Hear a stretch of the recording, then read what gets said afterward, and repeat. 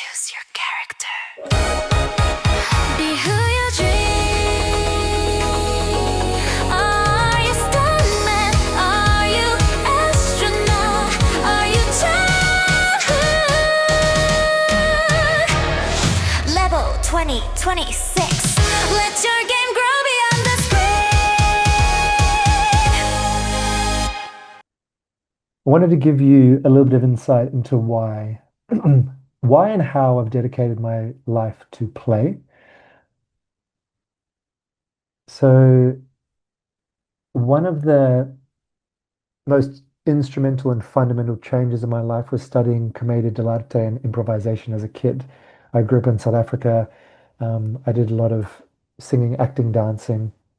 And when I started to work with Anthony Skuse, a particular commedia teacher, he had such a beautiful, spitty, scary, smelly, full-on way of embodying characters. He brought this leather mask down over his face and he would come right up at you. And I was just a kid. I felt the danger and the benevolence. I felt the willingness for this person to embody something that he wasn't just a moment ago. And simply by being in the presence of what I consider to be a lineage of carnival, of circus, of clowning, of jongleur, of however you phrase it, it's the sacred clown, it's the shamanic wildman. I could immediately get a sense that there was an aspect of society. There were certain people that were playing between realms, that were drawing in the truth, that were not afraid to bring what was in the air but not yet embodied, that was somehow tapping into a mystical thread that was throughout life, yet didn't always find the hook of the needle to actually weave into the tapestry of now. So that was my entry point. And ever since then, I've thought of myself as either a clown. As a kid, that's what I wanted to be, was a clown in this sort of sacred sense, as a game designer, as a playsmith. But then at some point in my life, it was about 2017, when I was known as Bravo Child, as my legal name, I decided I was playing at an advantage because I was in arts communities, I was at festivals, I was at places where people were inclined to play. So I said, what happens if this was taken to the quote unquote real world, speaking to these crisis situations? And that was where I changed my name to Atlas Talisman and I got rid of all my color, just started wearing all black. And I took myself overseas, dropped myself into different countries, not using money, crossing countries, not knowing languages, not knowing people, to ask myself, does game theory work in the quote unquote real world? Do people understand or at least honor the gravity of the quest? Do they honor the sensibilities of play when they've got no bias or inclination to want to favor your game? Does it actually work in the universe? And that was kind of important for me to feel like I wasn't intoxicated with Western privilege and festival silliness and indulgence. I wanted to know, does this craft actually matter across time and space, regardless of historic context? So that's been sort of the experiment of my life and an ongoing experiment. So I deeply believe in play.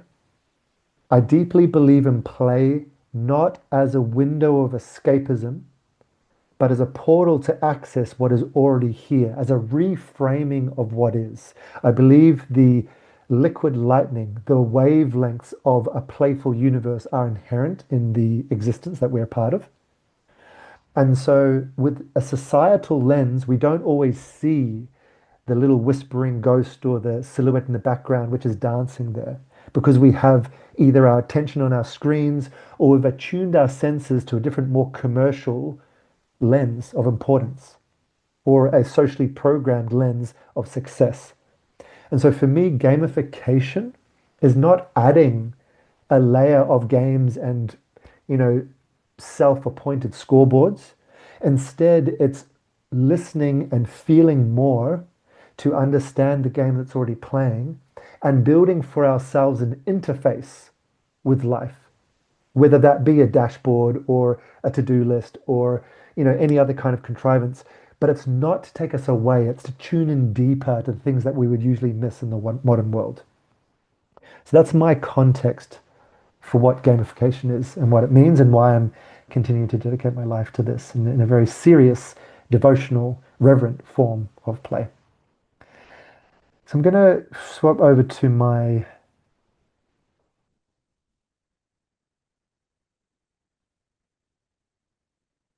my screen now. Just let me know if this works for everybody.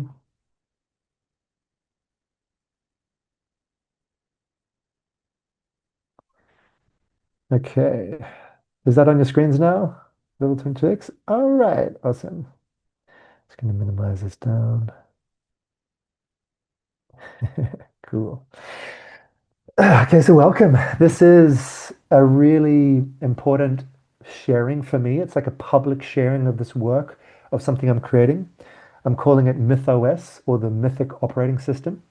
It's going to be digital, but it's also very practical. It's in the real world. And this is kind of a work in progress, but I'm giving you a lot of the pen and paper prototypes I'm using, a lot of the study I've done over the years, and a lot of the things that will be in this book, and in the year to come with open world theatre. So I really hope you feel at some stage that you're putting on these goggles and just starting to see a gentle lens shift on reality. So, as I said, it's the mentality of reframing what is, not adding something new to it.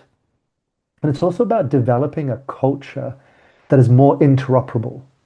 What I mean by that is that things have inputs and outputs that are harmonious. You speak to a stranger, they understand you. Or you have a physical practice to release your energy.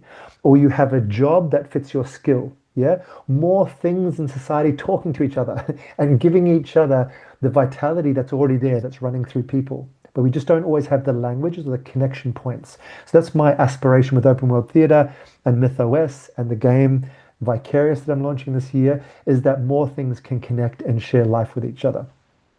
And also, I'm going to be doing some practical things, some technical things, but I'm also going to go a little bit esoteric today because I want to form ways to listen to the unseen, ghost-like, god-like even presence in the universe, which I've found, and particularly in traveling and doing these sort of real-world quests. So I'm going to talk a little bit about that and purely the semantics about how I name it for myself.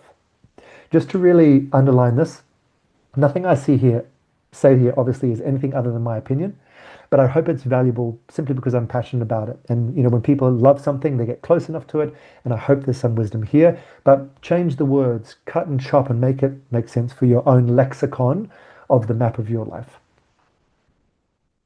So the real whirlwind tour of me, like I said, studied commedia dell'arte or commedia improvisio as a child for many, many years, both in South Africa and in Australia. And then I moved into the world of words. I taught what was called outspoken, like a freestyle cipher, and really understood how to play with language and the symbology of words. And then I moved into what I call the Bravo Child years, which is where I did a lot of community service, working with youth off the streets, working with a lot of activism groups, working with refugees, politicians, and bringing play to society. So a lot of that kind of social work we briefly talked about. And then I did a lot of academia, did a couple of different degrees and things, studying professional game design and communication design. And upon graduating, I created a startup, a tech startup called Penguin Wolf, which still runs today. And that was more about branding and making websites and apps and that kind of thing. But I didn't just want to be locked on a screen. So then I went and I started doing the festival life. So I was a creative director for something called Townsville Cultural Festival for a few years up in Queensland. And then I decided to make my own festival with my business partner at the time, Irfan Deliri. And we started New Kind Festival, which was down in Tasmania. And I created an alternate reality game layer to that. So you came to a real world festival, you did workshops, but by doing a workshop, you were leveling up your character. And there was a mythic layer, there was a story layer about why we were there. It was because Earth was falling apart and we were going to try and build a rocket ship to get off Earth. And there was a whole narrative around that. And after that is when I wanted to just test all of this. So I left, I changed my name to Atlas, started wearing black, and I won't go into a lot of details, but yeah, I've dropped myself in a lot of different countries. And if you play, you survive. So that is real to me.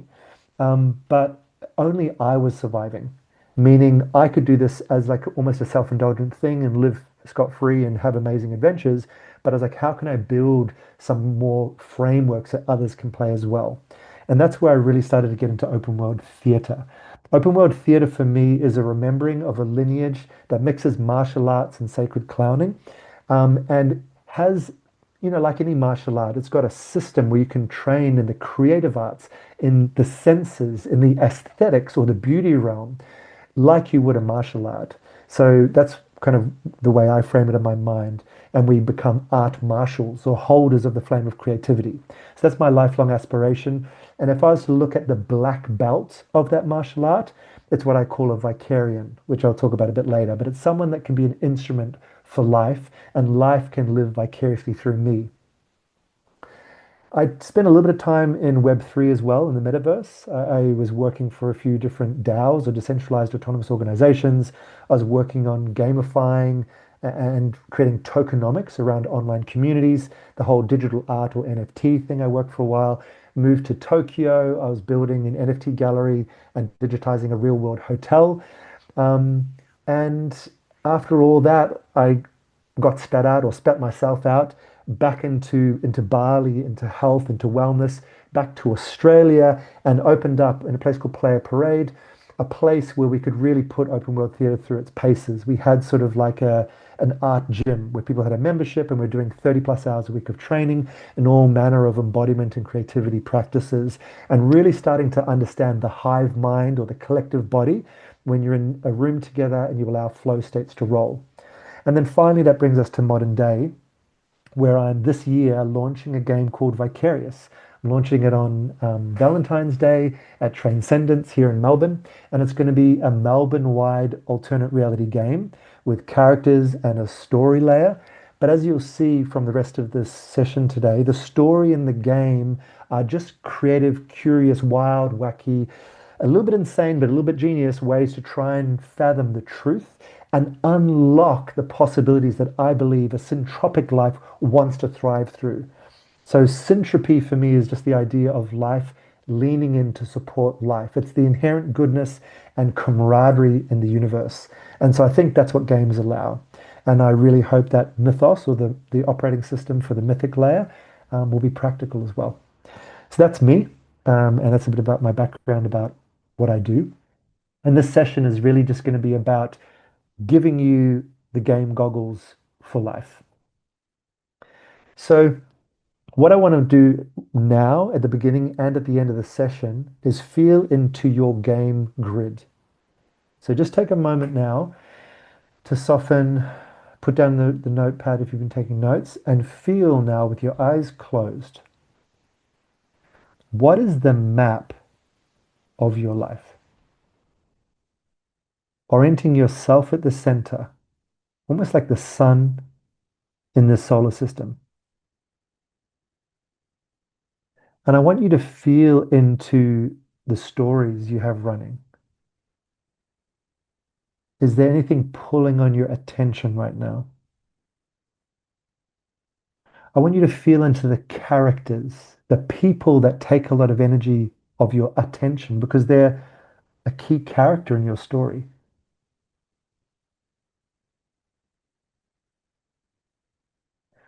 I want you to feel into how you imagine space and time. If you were to think of 2026, does it have a shape? Is it a flat playing field? Is it a clock? Is it in boxes? How do you concept of time moving through space?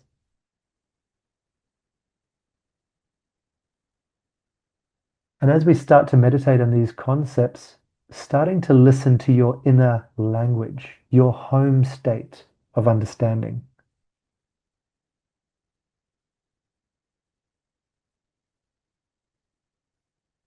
Just breathing with it, feeling it, really allowing your root to soften. As you breathe, allowing that breath to come up from the root, up into your creative center, your lower dantian or the dungeon in Qigong, and feel the permeation of sexual energy, of creative energy coming up from your root, up from your belly, up towards your heart, your lungs, and also up your spine into your solar plexus, your power, your fuck you, I'm going to do it anyway energy. Like, what is fun? If you were to live life like you were playing at full speed in Mario Kart, Like, what tricks would you pull off? What walls would you run into? How would you overclock your car just so you could go off the cliff and see how far you could fly before you hit the rocks? And now you're starting to feel, if you really do this with sincerity, now you're starting to feel the gamified field of your body interacting with your universe. This is your potential. This is all of the stuff that the raw ingredients of your class of character, the source code that you're made up of, however it is made, whether it be physical or spiritual. That's what it's like for your life force to run. And I challenge you that anything that is feeling boring, depressing, depleting is probably a compromise on your source code. It's probably you're playing someone else's game. It's probably you're not honoring that gut kick of like, just fucking try this, get weird and see what happens. So, with that mana, the prana, the life force, just take a few last breaths and feel your game engine of reality. You being the author and what you could drop in, the quality of physics you could activate, the narrative, the words you would put into the characters' mouths.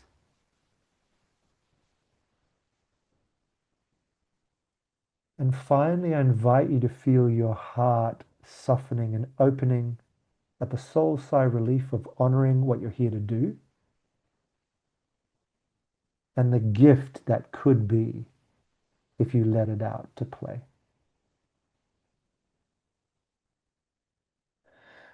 How much we love each other in life, how much we want to contribute.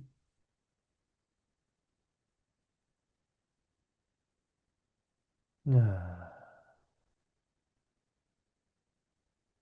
beautiful. Just letting that soak in just for the last few seconds, last few breaths.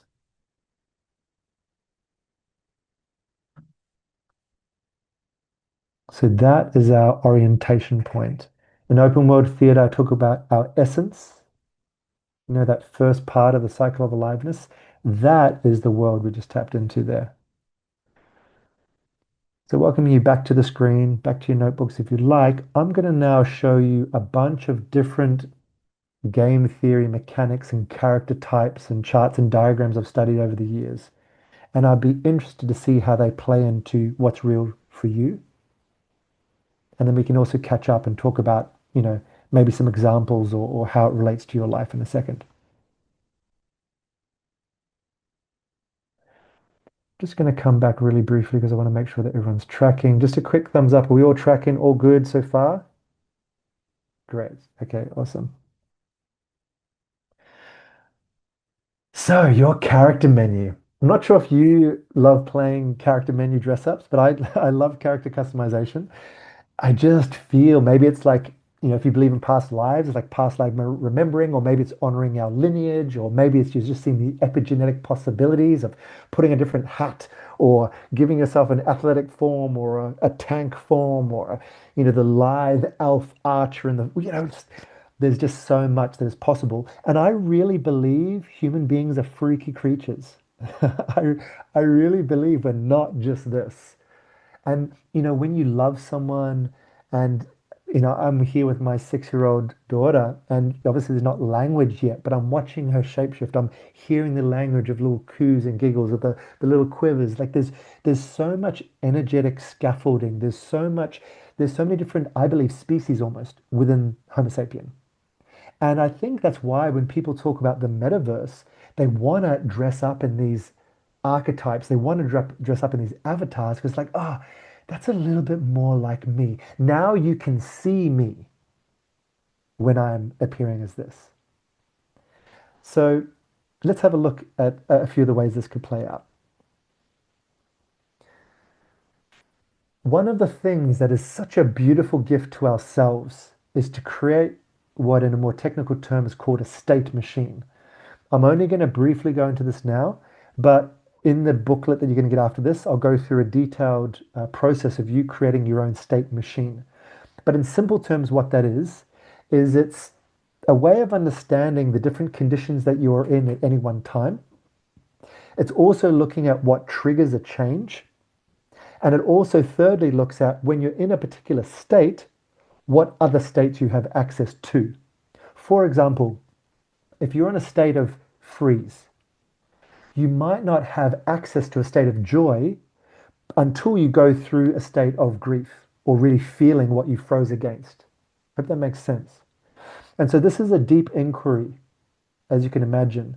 It's charting as simple as a flow chart like these boxes here. And you look at what state you generally are in, your chronic state, or what state you enter the day in. And also you can jump to certain boxes. It's like, oh shit, when my parents call me, or when I'm on stage, or when I'm, making love, whatever it is, are there certain conditions? So in more technical terms, like a conditional statement. In this condition, this will happen. So I believe it's a great self-care, self-love thing to map yourself in this way. And it also gives you a bit more agency that you start to know how to almost life hack yourself or state hack. So you go, cool, I am here. Oh, wow, around me, I have access to maybe 3 or 4 different places I can go and play. And I also know the trigger or conditional statement that can help me get there. So that's what a state machine is. So looking at the character types as well, this diagram here is based on someone called Bartle, or the Bartle's player types. And, none of these systems are complete, but it's a kind of cool one when you look at the idea of, are we acting or doing in the world, or are we favoring interacting, connecting with other things or other people? Like which do we favor a bit more? And in doing so, are we going more towards interacting or acting with players or other people? Or are we more interested in doing that with the world, with our environment, regardless of if there's others there or not? So just take a look around here. There's just one way of charting yourself. If you're up in the top left quadrant, for example, he calls this the killer archetype or player type. The killer likes acting with other players. The killer likes dominating other players. The killer likes being better than other players. The killer compares themselves to other players. The killer wants to be the best, and also they want to have a lot of impact. They want to feel their doingness ripple through other people.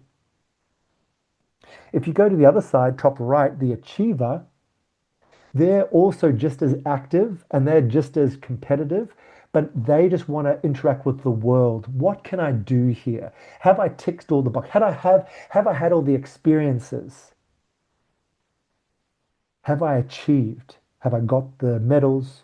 Have I been there, done that? Can I die at ease having a thoroughly ticked bucket list? That's the achiever. Bottom left, they're fun people, the socializers. They're all about interacting rather than just acting. Not so much what they're going to do, it's about how can they do it with others. How can they respond to others? These people will play social games, that they're literally on a video game. They always want to play when there's real other live people playing with them, or they'll sit on their headsets and chat. These people in real life want to go out to parties. These people want to be part of teams and groups. And these people are not so interested in sort of interacting unless there's other people to play along with. Maybe they're not that great at going to the gym until they've got a gym buddy. They're not so good at going on diet until they've got a crew of people that are all doing it together. That's the socializer. And then the bottom right is the explorer. And if I was to chart myself anywhere here, that's where I'd put myself. I love interacting with the world. I do love a lot of the other things, but for me, the most blissful thing is having a cityscape or other place I can explore. I can interact with the world. It's not even so much what I'm going to do there, but if I knock on a door, will it open? If I rub the magic lamp, will the genie come out? Are the Easter eggs hidden here? Can I discover something or build something for myself? So, yeah, just a quick reflection on that. Just seeing, do you put yourself in any of these axes of acting, interacting, player, or the world? There's another system which was actually charted out by the Smithsonian Museum. As you can imagine, the Smithsonian Museum has thousands and thousands of people coming through their exhibits constantly. And they want to know, well, why do people stop and look? What do they like interacting with? So they categorize it in accordance to preferences of IPOP: ideas, people, objects, and physical. So to clarify that further, ideas is what's the concept behind this. Even if it's a beautiful statue, it won't be until they understand, oh wow, this was the indigenous significance of this thing. Now I'm really interested. Or if they're looking at a life story, they'll find out about the pilot that flew, to the center of the earth or whatever it is. Now they want to know about the thing because of the ideas, the concepts. They're very cognitive, they're sapiosexual. They're interested in the ideas. The P of IPOP is people, and I'm sure you can already chart that back to the socializer of Bartle's player types. They're really interested in the human sort of connection. And maybe, it could be a mix of the ideas about the people, but mostly the social, empathetic aspect. The O of objects is really people that are visual learners. They like visual aids. They like to see maps. They like to see progress happening before them, or they like to see a chart. All right, cool. I'm here now, and then I'm going to be there. Or they look back and they go, whoa, I'm not sure if you've seen those charts where it's like all the leagues of the sea, and you see how tall buildings are. And they go, oh, wow, so the Eiffel Tower compared to this bridge, compared to a whale, da da da. That really turns the object learners on. And then the physical is for people that are more about the tactile elements. They want to pick something up, smell something. They want to have some kind of physical sensory experience to really then understand what this exhibit or what this experience is really all about. I just want to pause for a moment here and also shift this into the perspective of facilitators. If you are not just creating a life for yourself, but if you're creating experiences for others, it's really important to ensure that you have ways that these different player types can interact with your work if you want to apply this game theory. So whether it be a fitness program or an esoteric counseling program or anything else, an interior decorating college degree, whatever it is, are there ways that people can take action and be interacting with other people? Is there a clear list of things that they can tick off and feel like they're making progress for themselves? Is there a social element that they can interact with other people? And is there a whole world or universe of this particular theme or topic that they can go and discover for themselves without needing anyone else? You don't have to have all these things, but chances are if you don't have one of them, you might miss a quadrant of player types. And similar with this, for example, with digital, I'm going to be sending this book and getting you to cut things out and make a physical aspect. So if you're a physical learner, you'll enjoy that part where in the booklet I invite you to print something out. So similarly, if we're doing online digital courses, you might have people create an altar, or you might mail people a physical object. You might have a personal meetup group. So there's different ways to kind of use this as a facilitator. I just want to pause for a second because there's a lot of talking. I'm just going to stop sharing for a moment before I go into the next part. Rapid fire, just wanting to give a lot of value and trusting that the booklet after this will be an anchor point for a lot of this theory. But I also just want to check in with the live people here on the call. Any questions, any confusions, and also equally, if there's a really clear way that you're suddenly going, oh, cool, I get it. This is the angle we're taking for playing gamification. How can it apply to your life or your profession or the way you're structuring things? So yeah, just a little moment for any sharing.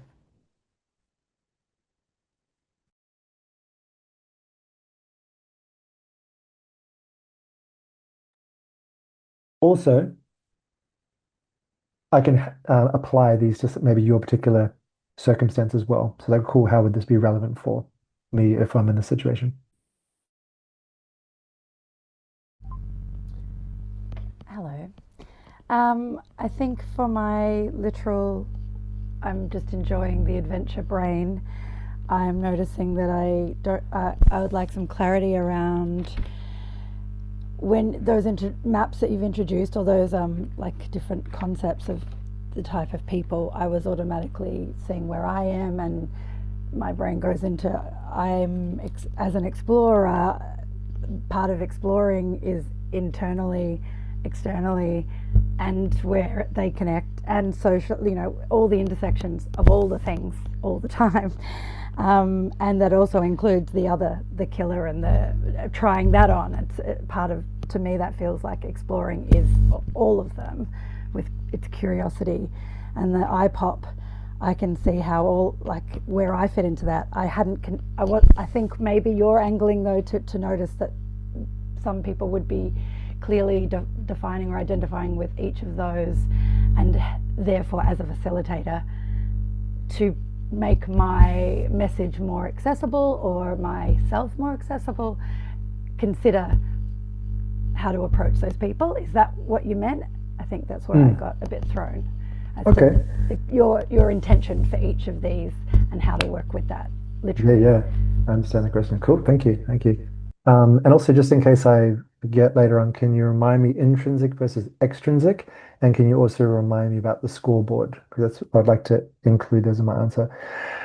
The reason I wanted to share that was more so for ourselves to start to chart the tendencies we have, to understand why you may or may not enjoy certain activities, um, and to start to prep your life so that the soil is more fertile.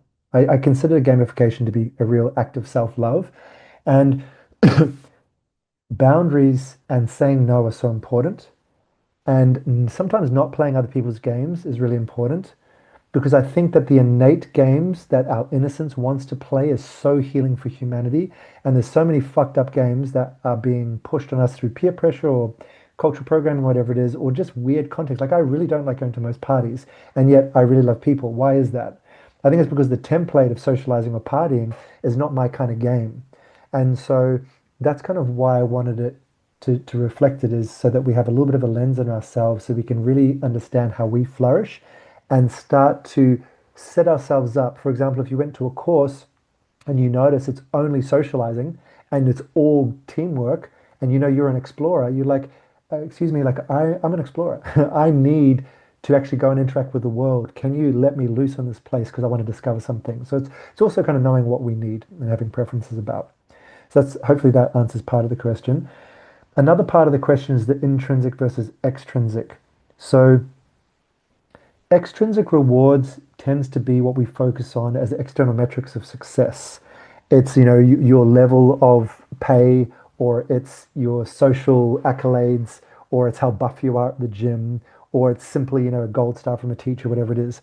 And in my understanding and felt experience, they're not really that important, which is also why, and it could be also neurodivergence and different things like that, where um, these kind of importances, you have to do it, or you're going to get a lot of money, or consequence, that's not always going to motivate people. Instead, the intrinsic motivation is pleasure, is feeling like we're understanding something more. When we push, we notice the ripples go out further. There's this inherent internal wellness as we progress through that game. So I think that's another important thing to work out, because part of your question was also like, well, I'm like a part of a lot of these things. So I think it's also noticing it's a very subtle act of noticing the signals of the game and when we think we're winning versus losing and why. And if it's extrinsically driven, try and tune into the intrinsic state. And I think that'll steer you. Go, okay, cool. Even though like I'm meant to feel good when I do this, I actually internally know I'm growing and having more clarity and sentience when I do that. So that's another kind of wayfinding system. And then lastly is the scoreboard, which will in the workbook I'll also invite you to do, is what are we measuring? So that's like the vital signs. And this is something that has a little bit more objectivity to it, I believe. Because when you look at a thriving ecosystem, I'm not sure if you walked into a garden that's just looking a bit like drained. And you could go, oh, well, I like dry flowers. But that's fine. That's like a personal preference. But as far as lifefulness goes and wellness, that's a bit more dead than alive. And so that's where the scoreboard comes in, is really important. And we've got to be honest with ourselves. Same thing with me in tech. Like I really love tech. I get all kinds of intrinsic and extrinsic rewards from it. But my life gets worse when I'm just on my computer. I eat worse. I'm more agitated. So I have to be honest with myself. It's like, yeah, I really love rolling around with people, massaging, being silly, making people laugh, doing absurd characters. Like there's a wellness that starts to sex and sensory, being wrapped in things. It's just like where does my syntropic garden, where does my flowers start to fruit? And if we are really going to self-love, I think a lot of boundaries and discipline and like saying no to things, even though we think, oh, I'm this person and I'm that person and I'm this and I'm that. Yeah, but which of the preferences actually allow us to blossom? So that's just a last part to that answer. Hope that helps. Yeah, just opening up to any other questions or reflections.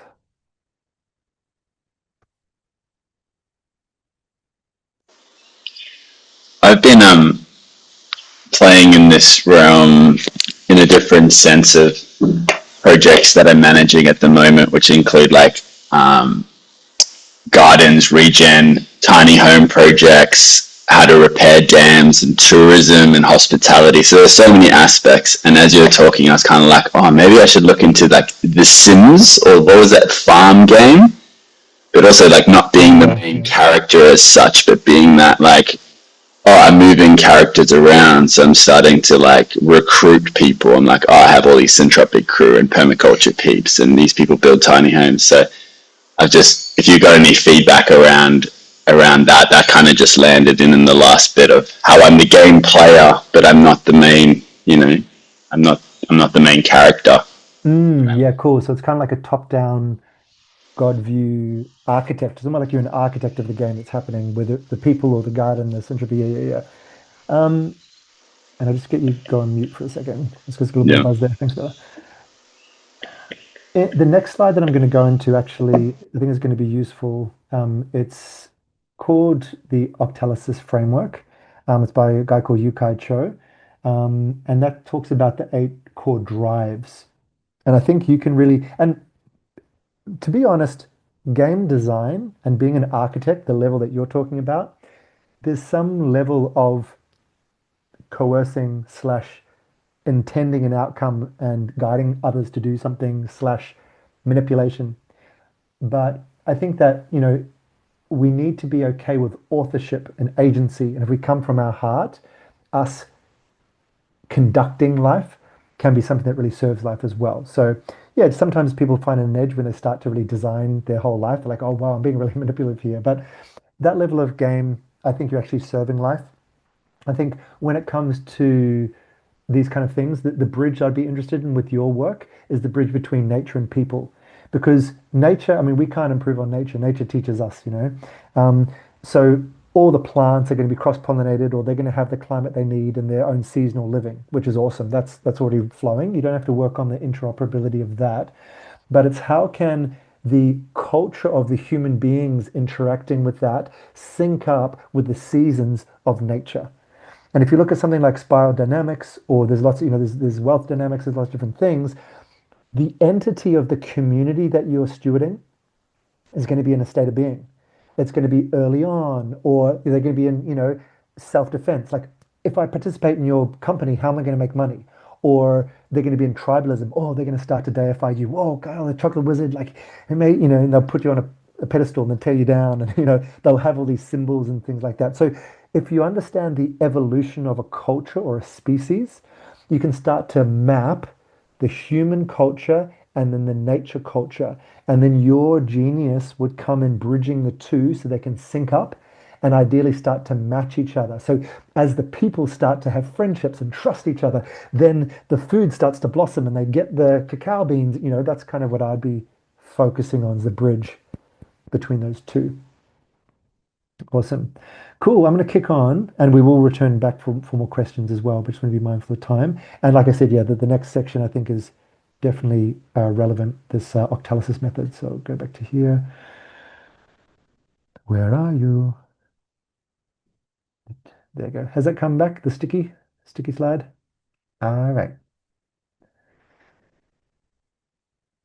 And also, just by the way, thank you for being here again. I'm like slowing down. I want to give you lots of information. I'm talking fast and I'm excited. But I actually know you as humans as well. And it's really cool to hang out with you here and for you to take the time to geek out with me on this. So, yeah, thank you. So, yeah, being sticky, like life and art and beauty and sensation are not just metaphors, they're quite literal. Like, why is nectar sticky? Why do things make us want to come back? Why do certain things coat us and stay with us?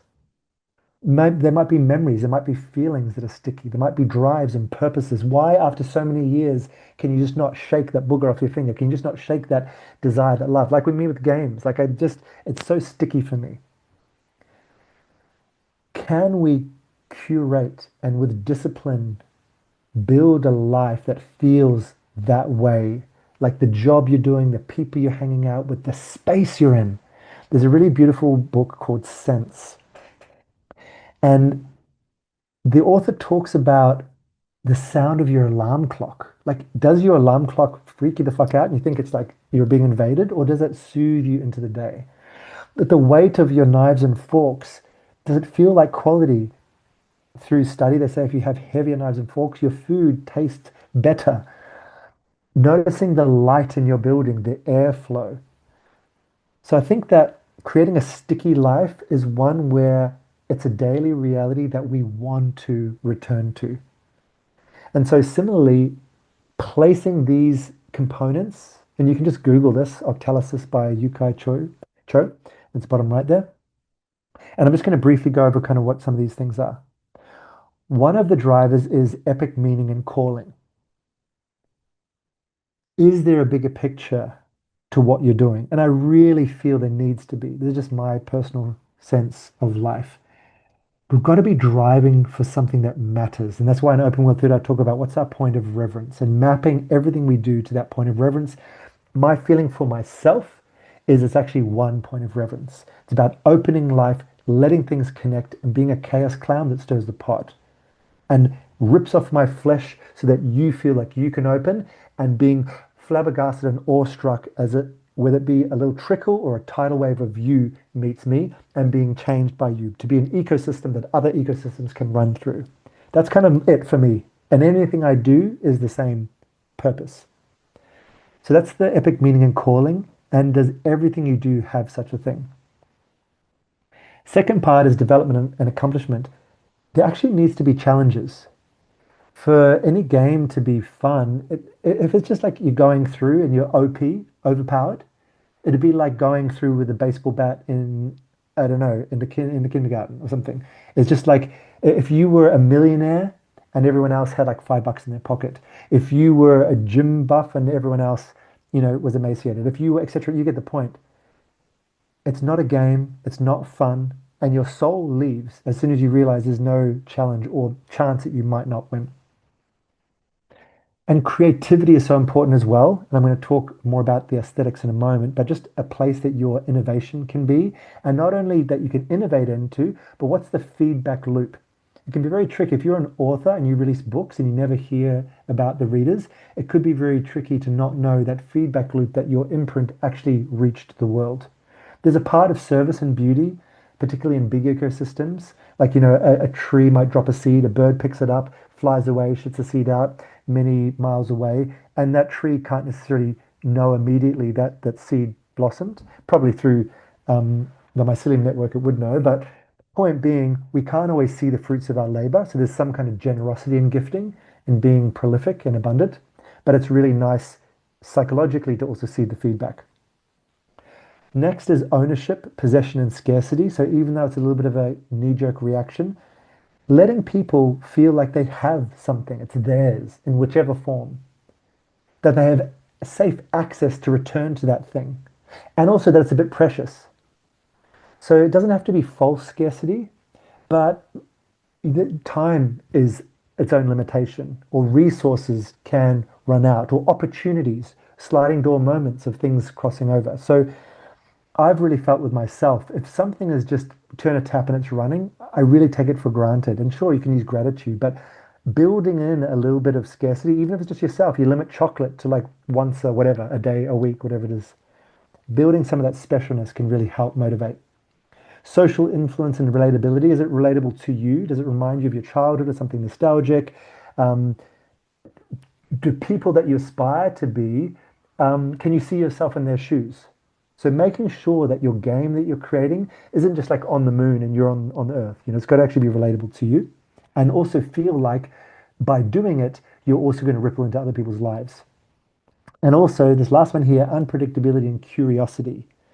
We want a little bit of the wild card. We want a bit of the unknown. And we want a bit of that brave experimentation of what will happen next.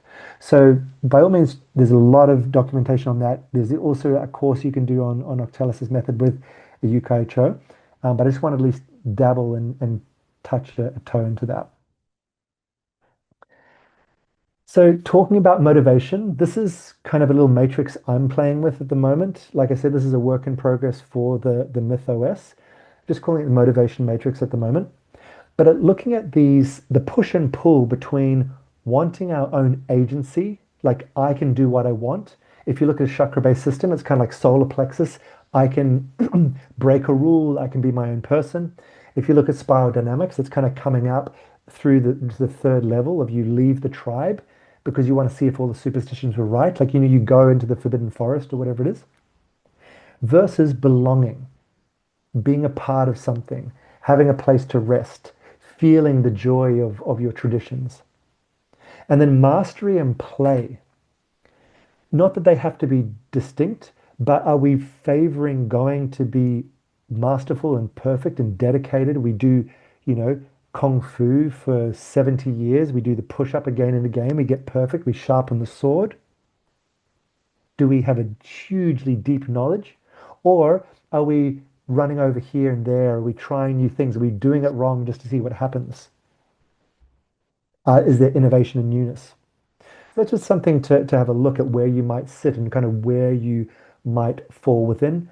These quadrants give you either self-mastery of someone who's like a stoic, warrior, day in, day out training. A steward, you've got mastery, but you're actually using that to belong. You're serving the land or you're helping others like an elder.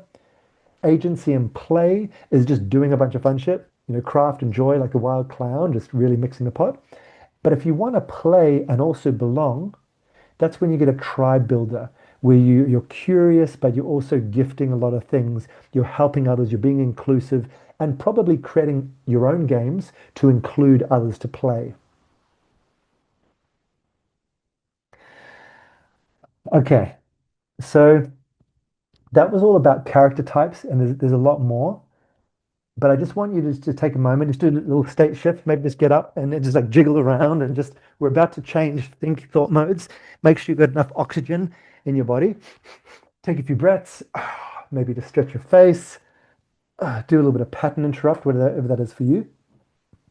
And I want you to kind of think creatively with me for a moment because there's two slides here where I'm going to go into a little bit more of the technical analogies of game design and programming, but look at kind of how they relate to life. Because I believe that if you go down deep enough into the universal applicability of anything, it starts to reach out into all things, nature, human, spirit, and technology.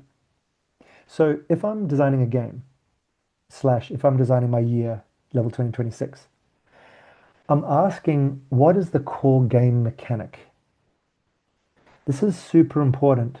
And as a game designer, this is the one thing I want to make sure the game does well.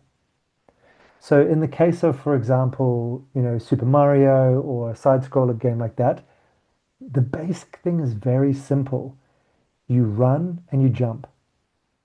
And you want to make sure that running and jumping, stamping on things, punching things, feels good. It doesn't matter after that about the sound, the music design, the costume, the color, the story. Like, are you going for a dragon, this and that? If your basic gameplay mechanic doesn't feel good, nothing is gonna land in that intrinsic way, in that pleasurable way, in that I'm building way. It's not going to be a flow state. So that's one thing that I would encourage you to look at when you're looking at your life is what is the key action you take? What is the main thing that you're doing in your life and refine, become a connoisseur so that it's smooth, so it lands, so it hits with impact. And you might also be confronted thinking, well, I want to be this kind of person. And if you do, I can't remember the guy's name. There is what's his name? Dr. Martini, John Martini or something like that. He has a 13 questions questionnaire you can undertake where you look at where you spend your free time, where you spend your free money, what you fill your environment with. And it's quite confronting to see where you're actually drawn. And you might think that, you are a gym buff, but actually all your time is spent in the garden. And you go, actually, no, I'm a green thumb. I'm actually not so worried about my personal fitness. I want the fitness of the environment. So by looking at some of these things, we start to have to rename what our core game mechanic is. But whatever it is, I encourage you to get good at it, to practice it, to refine it, and make sure that you're not covering over an ineptitude with other distractions because it's just not going to land. It's not going to feel good to live in that particular activity. And then once you know the gameplay mechanic, what's the main action and what does it result in when you do it, the gameplay loop is the evolutionary spiral of habit. So it's, for example, you explore, you find, whoever it is, the villains in the woods, you fight them, you get loot, you get the diamonds, you upgrade your character. Now you can explore even further because you've got a better sword or better boots, or you can go into the snow now because you've got a fur coat or whatever it is. And so you're just going to do that again and again and again. Now, the gameplay mechanic is probably just walk and pick up things or walk and hit. But then the gameplay loop, which is your lifestyle, becomes that evolutionary loop. And kind of just understand what that is. And this is also a good way to discipline yourself because if your core gameplay loop that links to your gameplay mechanic is not in your activity, you might be distracted and being taken off task. Another one is, you farm, you craft, you improve the tools, and you can farm faster and better, etc. Or you plan, you execute, you reflect on it, and you adjust, and you plan better, etc., and so on. So that's kind of like a living game mechanic. This next part's more about actual programming, but I'm going to be very light with it because I'm more creative than technical. I touch on programming, but it's not my bread and butter. But I think it's interesting to look at some ways that programming or object-oriented programming looks at information and bunches things together. So there are things called classes, which is like your identity. It's like all the recipe of what's in you. It could be as a human being, it could be like your genetic code, and through epigenetic behavior, they can be expressed or lived, but it's your class, which is like all the things that are possible within you. And that takes a lot of meditation and self-inquiry and that kind of thing. Um, but then that links to the object. So in programming, if you've got an object at runtime, it's basically an instance of the class in action. So, for example, you might have a lot of people that went to a course and studied the same ingredients. They got the same information. They've got the same skills. But at runtime or doingness in action in life, they're a different object. They're a unique instantiation of that class being enacted in life. And that's where you've got to work out and observe your unique implementation of that class. Work out how your code is being actually executed. So that's kind of like diary, reflections, and that kind of thing. Another really important thing is the interface that you give yourself to your life and also that you give others to you. So there's a thing in programming called encapsulation, and it's pretty much what it sounds like. You encapsulate something, you put something in a capsule, and it's basically good boundaries. It's saying you can't just walk in and mess with my sense of God or dogmatically tell me what's right or wrong. Or you can't just walk in and dictate what I eat, etc. and so on. So encapsulation basically gives people or yourself methods or channels to interact with your source code and change things around. So that's just something for you to set up for yourself. It might be that you give yourself methods to interact. Maybe you put certain things out of bounds, or you create a bank account where I literally can't touch that money, or etc. and so on. Or maybe it's a boundary in a relationship. It's like, you know what? I'm not okay with this conversation where you just come in with these diatribes criticizing how I dress or whatever it is. So giving people methods to interact with you is one thing. And the other thing is abstraction. So basically, if you get overwhelmed with all of the different details in life, if you abstract it, which means it kind of like pulls away and simplifies it, maybe gives it a symbol or a joystick, it's going to calm your nervous system. So you've got a really simple way. You might plan your life. You might have to do 100 things, but if they go up the pyramid, maybe each day you just focus on 5 different areas to work with. Or maybe you ask friends, hey, like I'm going to send you an email. Can you pass it on? Or if you don't want to work with social media, you get someone to post for you. So point being, you're kind of abstracting or removing yourself from the complexity of all the different details by building a system where you press a button and it has a domino effect. You know those Rube Goldberg machines, where you tap one thing and the ball rolls and a slinky goes down the stairs and then a match goes on fire and it pops a balloon, all that kind of stuff. You can build those for yourself. And once again, in the workbook, I'm going to encourage you to build some kind of Rube Goldberg machine or some kind of abstraction so that your life simplifies and that you trust yourself that the dashboard that you've built, the key buttons and categories and joysticks that are in front of you when you wake up each day directly lead to the most important things in your life.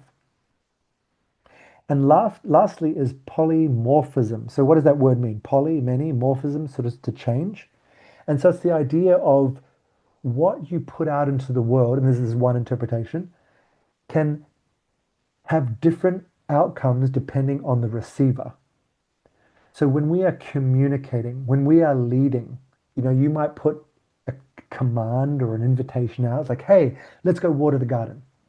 Or, hey, let's come in and snuggle, whatever the sort of thing is. Let's get organized. Let's clean the house. Knowing your own environment, knowing the nature of the other terminals or people or entities, creatures, species in your ecosystem means when you put, for example, electricity out, a battery gets charged, but the person in the water gets electrocuted. It makes sense? So looking at your communication, looking at the commands, looking at what you are authoring into your life. And if you get like, oh, all my friends love it when I tell jokes, and suddenly this other friend doesn't want to talk to you, maybe they're a bit overwhelmed. Maybe they're more tactile. They just want to hug you. They don't want you to talk at them. So just something to reflect on the polymorphism of life and how the one thing can have multiple outputs depending on what it's plugging into. Hope that makes sense. I'm just going to stop sharing here again because that was a little bit esoteric. But I just want to tune in to make sure that's practical. Does that make sense? And would you like me to give you an example that's a bit more related to what you do?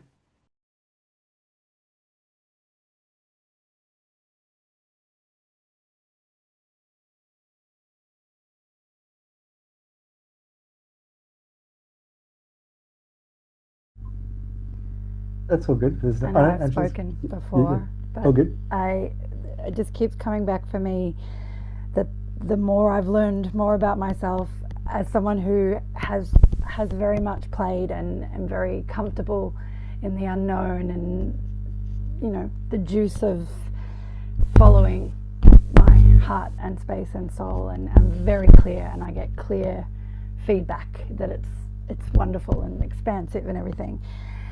And my body will show me when it's like, you can't do any shitty jobs anymore that are not in alignment, like very clearly, here you go, here's an opportunity to drop that.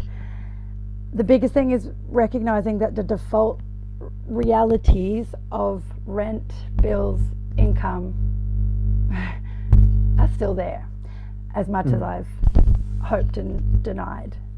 That is there for most of my life. And I feel like part of my game now is somehow integrating that it doesn't mean it's dissolved because I'm expanding. It just means I owe a lot of people a lot of money because they keep helping me, but because I no longer choose the things that make me feel awful and small and oppressed and unhealthy. Yeah. Cool. Well, yeah, I hear that. I mean, I don't know if there's a specific question that you wanted to hear back, but I do have feelings about that, and it's a really, really important point to bring up is like, and this is what I wanted to do for myself as well, to go out into the world because it's great to be high vibe and to manifest, have the manifestation culture and just to play life, but it is very hard to play when you're hungry, and the heart can shrink when people don't want to play your game with you. So yeah, I really hear that. You're so this is the hard fact is that you're playing someone else's game, and we all are by being in society. That's true, and that's not mandatory. It's a choice, and I think the options are you just get really good at that game, You just get good at fucking capitalism and making money and charging for things, and you go at the top of that. You get freedom through that. And I'm not necessarily in that basket, so I'm not the best expert to talk on that. Win the money game. I'm not doing a wealth course, for example, or teaching that. What I've done two things well. One, I'm a generator. In that I don't even know what that system is it Gene Keys or no human design. I'm a generator. I work nonstop, day in, day out. And I love it. I feel good. And I listen to response. And as soon as something feels a bit off or stale, I change, I pivot. And I package myself a million different ways. And I'm also very indulgent and picky. I don't do shit I don't like. Because I'm actually really bad at it. I've done a few money jobs and I'm like a very bad employee. I'm not going to do this to you, let alone myself. So I just do art, I play, I do embodiment, I do ritual. It's my entire existence. But I've got very good at, like for example, those that came to the honest body. Now you're sitting in this. Like this is a very different kind of angle. It's got the same soul, but it's a different angle. So I can make money online.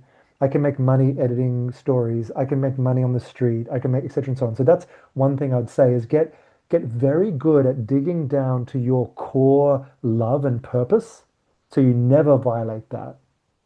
And yet as that seed grows, it's got like 1,000 different branches. So you've got like so many different ways to meet and so many ways you can talk. I can talk to corporates, I can talk to education, I can talk to art activists, like, etc. and so on. So that'll be one thing is like really work out. And this is not just for you, and just in general, I'm just taking this as a talking point. Yeah, never violate your love, but work out the many faces of your love. That's sort of one thing I'd say. And the last part, which I'm going to segue in, I'm going to go into more of the esoteric part, is there's another game that is happening. So yeah, I'm going to get all witchy and magic and weird now. There is another game that's happening.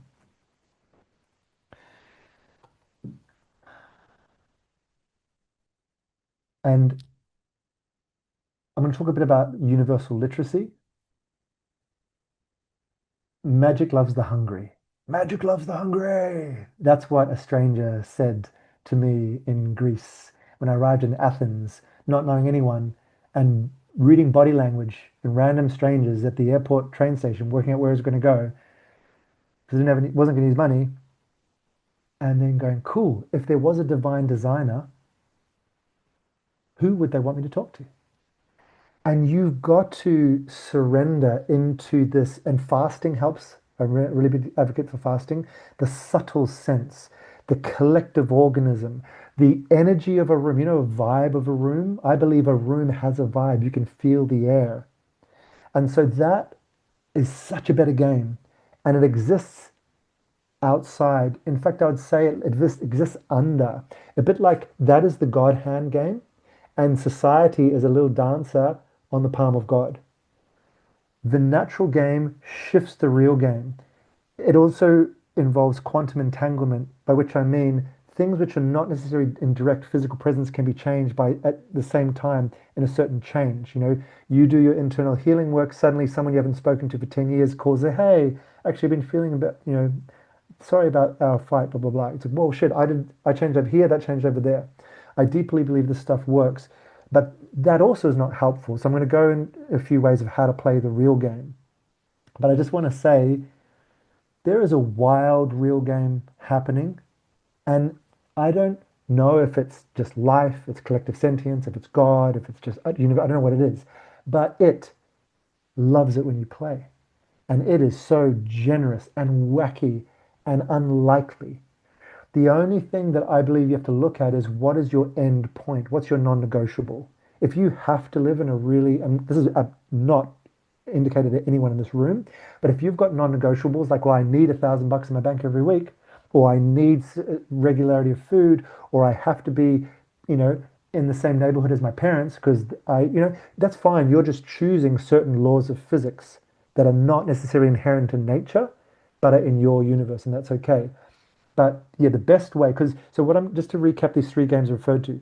One is the societal game. You can kick ass in capitalism and be free, like these millionaires, billionaires. Can't comment on that. Haven't done it yet. Hope to one day. Second one is you can know your own love and work out how the interoperation into societal values goes. And that's a lot of people. It's not necessarily any kind of mechanisms other than people getting agreement. I can do that. And the third one is the whimsical shamanic drifter, and it does work, but your demand on what it has to look like has to really soften. And you go a little bit crazy in that your senses, you get a bit of ESP. I call it universal literacy.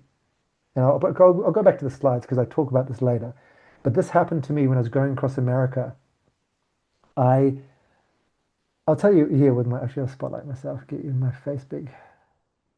Okay, story time. And I know that we're pretty much close to time. If you have to go, this is being recorded. And I'm going to send you a big juicy workbook after this. And feel free to follow up with any questions in email as well. But yeah, I'll try to keep this under 2 or 3 minutes. I was in America, had this amazing group experience one night.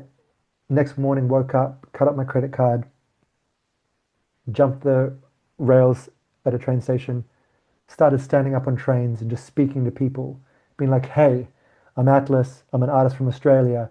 I believe that there is an abundance where there's a deficit. The key thing is the mythic layer of the story that's being sold to us. When I look at the news, that's not me. It breaks my heart. It isolates me from my common human beings. But if it's not me, it's also probably not you. Let's dip under the cloud of the mesmeric field of media. Yo, here, what are we doing? So I was in that kind of like knocking on the door, just to strangers vibe. I did that train after train after train, going from one to the next. And I got into this space where my whole body was open and I stepped off the train and I just knew I needed to make a sound. Didn't know what kind of sound. I just started going, um, um, just this kind of like moany, groany om kind of sound. I didn't know it as an om, but started doing it. Upon doing that, I felt this energy, what I call the third space. The third space for me is an energetic template of possibility. It's the unseen. It's very congruent with the physical world, but it's also tapped into something beyond that. I saw a long channel from where I was going across the country in a straight line. Cool. I just want to follow that. You could call it a song line, whatever you like. I came up out of the subway and just started following that line, continuing the sound.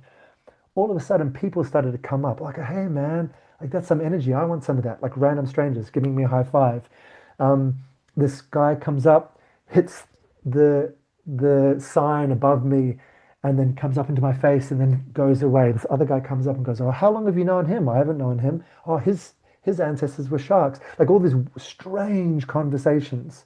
This cold wind started to blow. This homeless guy comes up to me and says, oh, they've sent a cold wind because they want to try and slow your body down because they want to heal something that's in your knees. Like weird, crazy. This happened to me in New York. I keep making my sound. My forearms start to vibrate. Now, I'd probably say it's like tetany or some early stage of like, how when you breath work, you get that. I didn't know this at this stage. I've never done breath work in my life. My body starts to curve. I'm in this like lotus position. People start to come up and give me food. And in that time, I felt I started to understand a certain realm that personally I wasn't ready to play in at that moment. But the best I can explain it is it's like an overlay over normal reality. And when you step in, I don't even want to call it dimension because all these words are misused, but it's like a frequency, it's a way of being, it's an openness, it's a certain sense. I feel like other people that are in that space, you become more real to them. It's like if you go to a party and some people you can't even notice, where some people pop, I believe it's a similar kind of thing. So this is very heuristic, meaning it's experimental, doesn't go A to B. You've got to go wayward, get weird, and see through trial and error what happens. But I deeply believe if you play with your state of being, and if you open yourself, if you feel what your heart is crying to do, and you let things flow, you know, any malady or pathology, I believe, is a blocking of life force.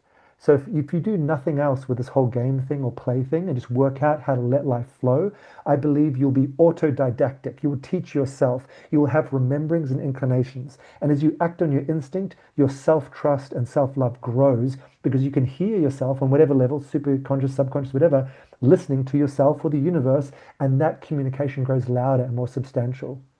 So that's the third form of gain, is you actually opt out of the commercial capitalistic reality.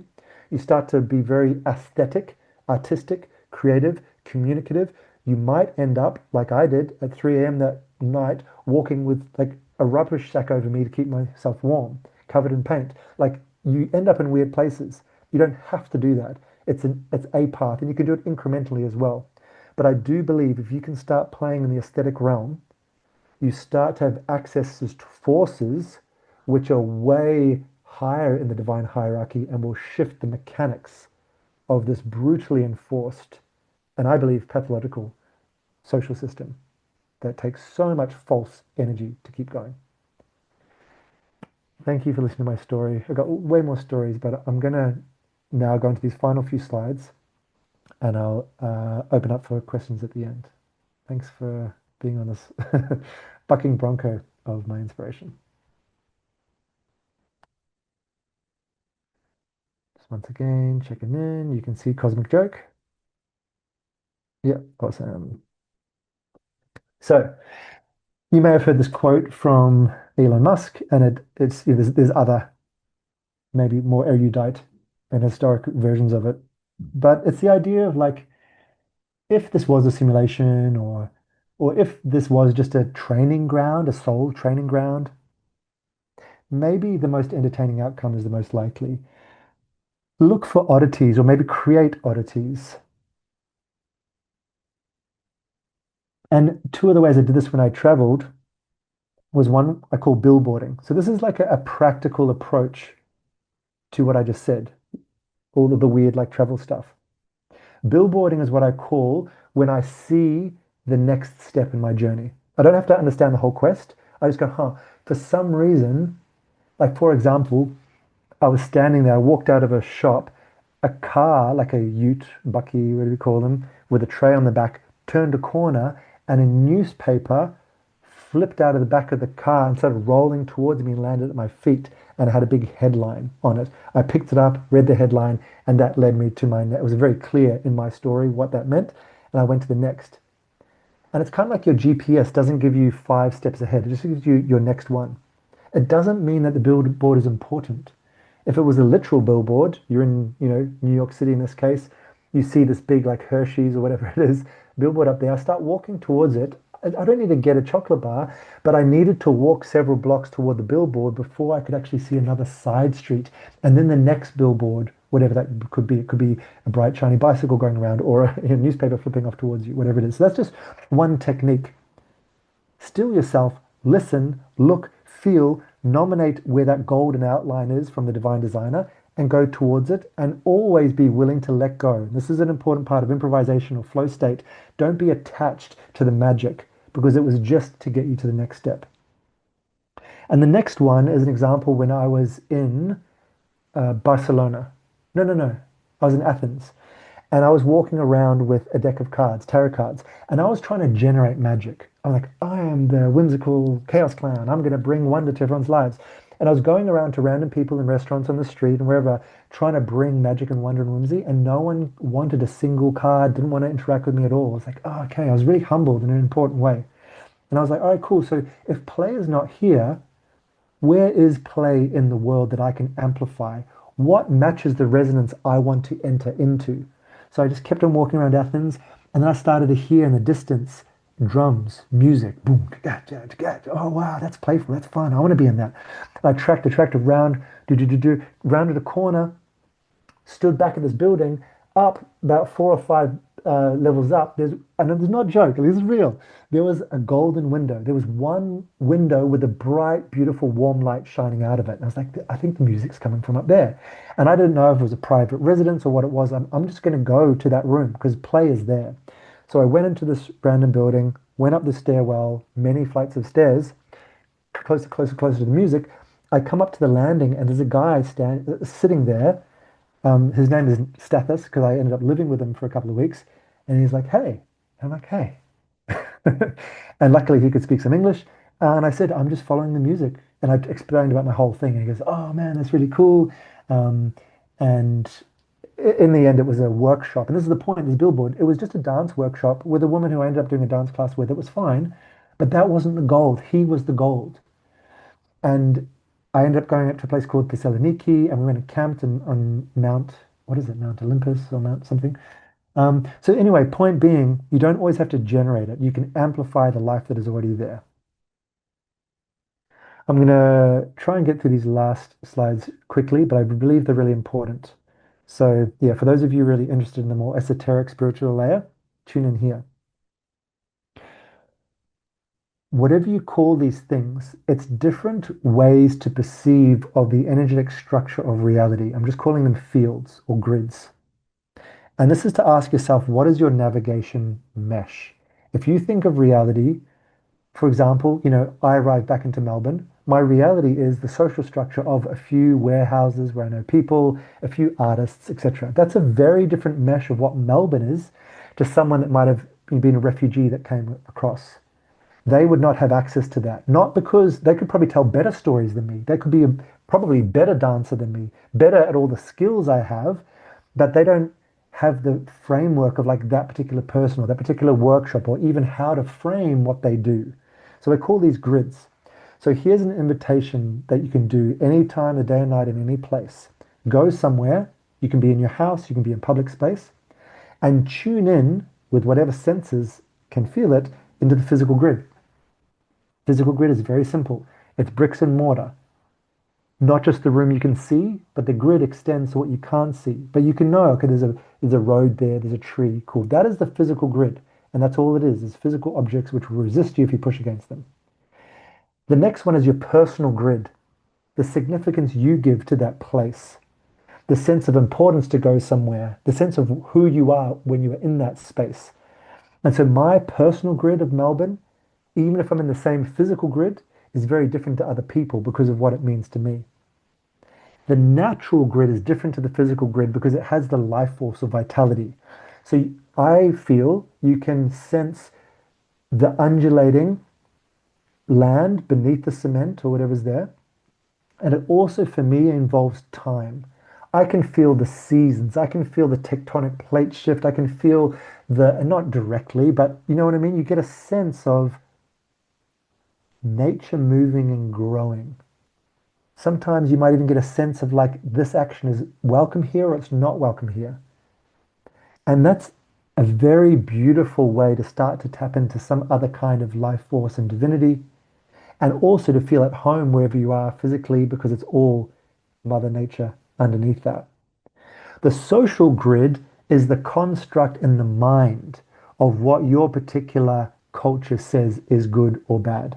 And this maps to all the other ones. It maps to the physical grid. You are within the social grid of that thing. It probably references the natural grid, but it's very much the mental construct of the good, the bad, what's allowed. You can stand on the table, you can't. Eat with your fingers, not, all that kind of stuff. And that's the one that can be very toxic. You've got to discern for yourself. And then the mythic grid. This is a really important one to talk about, and it's probably the main one that I work with.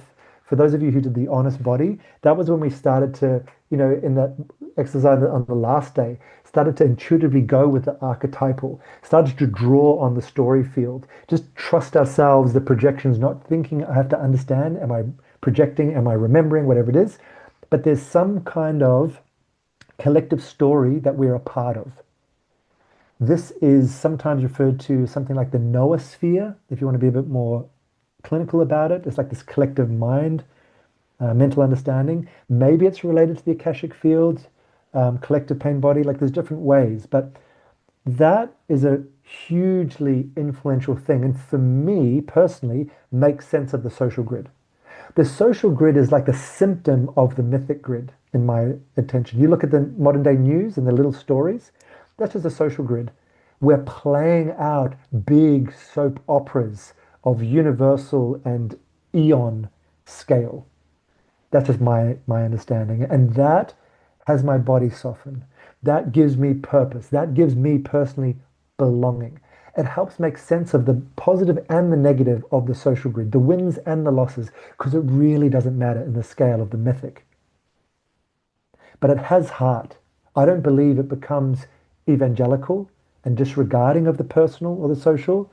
It's loving, but it's got such grounded magnetism because it's tuning into a collective story that we're all orienting to across time. And I'm just going to wrap up with this. So, thank you for bearing with me this time.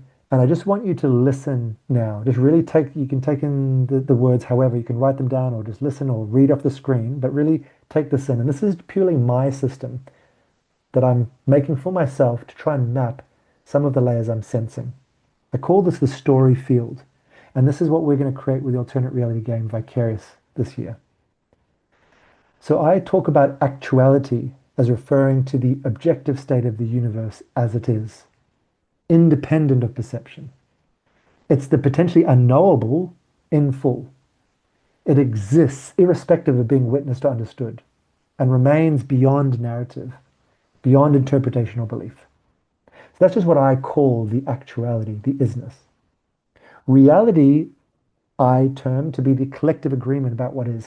And this doesn't mean it doesn't affect your body and mind, and it's very real, but there is an opt-in at whatever point in our spiritual journey or mental journey or physical journey. And it's held together through socially reinforced perception. It's got a certain creation beyond the actuality. And it's not false, but it's not the full thing. And it's shaped by culture and language and power and habit. Now, between actuality and reality sits what I refer to as the aesthetic realm. This is the layer in which energies express themselves in flow, rhythm, color, form, movement, and pattern. It's a domain of art, beauty, sensation, and feeling. The aesthetic realm is not merely esoteric or metaphoric or abstract, meaning it's not just an idea. It can condense into physical forms. It can affect your body. It can move things on all grids. The aesthetic realm is what the body and nervous system and attention register before the mind turns into story. So it's elemental. And then retrospectively, we understand why I'm upset because of story, because of mind. I want to control the sense. But if you're in your flow state, you just start to flow with the aesthetic realm. And finally, the story field. This emerges when humans apply an anthropomorphic filter to the aesthetic realm. It's a way that we understand God as a man with a beard or whatever it is. It's a symbology. It's a way that we can have an interface. And I talked about this earlier about abstraction and encapsulation. We've done this. We've already done this. All this game design I've talked about, we have already done this so that we can play the game of life. We've put some of the complexities out of reach and we've created an abstract interface of story so that we can interact with the aesthetic realm, because that is the bridge between the actuality and the reality that we all share and agree in. It's the collective sense-making layer through which people translate feeling and pattern into narrative, identity, archetype, and meaning. The story field is how cultures orient themselves in time, role, and purpose. It's not fixed, owned, or authoritative. It is continuously generated through participation.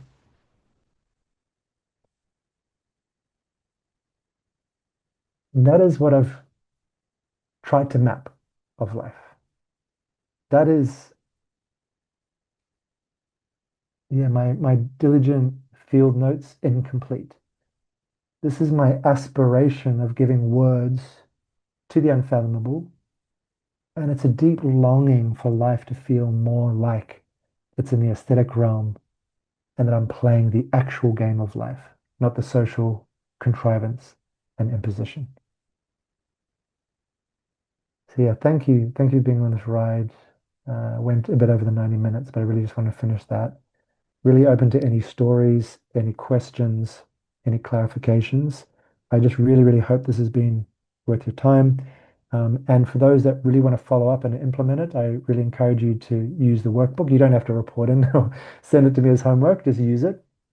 But I also did want to say that, yeah, this year is my year. I mean, I'm in Melbourne. My baby girl's just been born.